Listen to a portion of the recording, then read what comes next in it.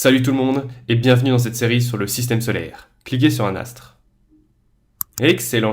Ouais, vous avez pas cliqué n'est-ce pas? Ah, elle est belle ma communauté.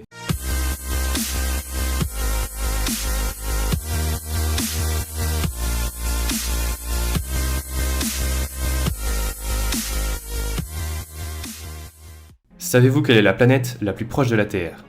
La Terre. Bref, la Terre est la troisième planète en partant du Soleil. C'est aussi la plus grosse des planètes telluriques, même si elle fait pas le poids face à Jupiter et ses potes, mais bon, c'est pas comparable. Elle mesure 12 750 km de diamètre. C'est 3 fois et demi celui de la Lune et 1% de celui du Soleil. La Terre a une masse de 5,97 10 puissance 24 kg. C'est 9 fois celle de Mars. Et ouais, on dirait pas comme ça, mais c'est petit Mars. La Terre est composée à 32% de fer, au plus grand plaisir de Magnéto. Et de tout le monde en fait, parce que sans fer, on n'aurait pas de champ magnétique et on serait tous morts. Enfin, on serait pas nés, donc bref. Elle est composée à 32% de fer, 30% d'oxygène, 15% de silicium, 13% de magnésium et d'autres éléments comme le soufre, le nickel, le calcium et l'aluminium. Évidemment, tous ces matériaux ne sont pas disposés au hasard, ça serait trop simple. Au centre, il y a un noyau qui a la même température que la surface du Soleil. Il est composé à 80% de fer et 20% de nickel. Il y a une partie liquide et une partie solide qui, grâce à un effet de dynamo, crée un énorme champ magnétique protégeant la Terre des radiations solaires. C'est la seule planète tellurique à en avoir un.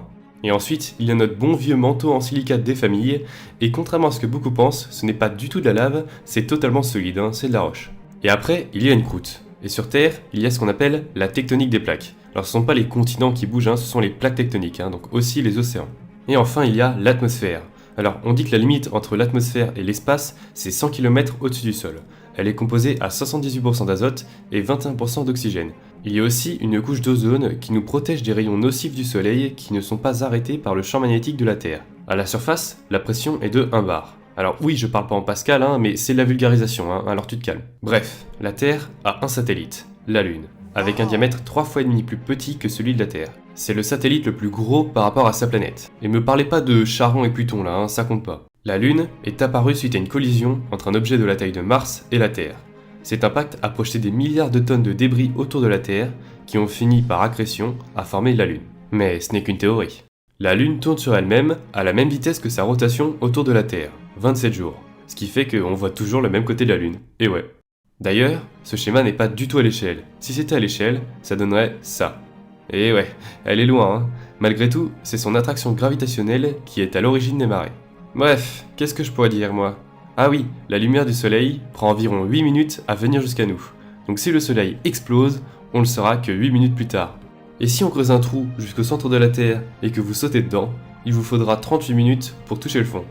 En fait, le truc le plus important et le plus incroyable, c'est quand même que la Terre est la seule planète connue à abriter la vie. Et ça, je pense que t'es bien placé pour le savoir.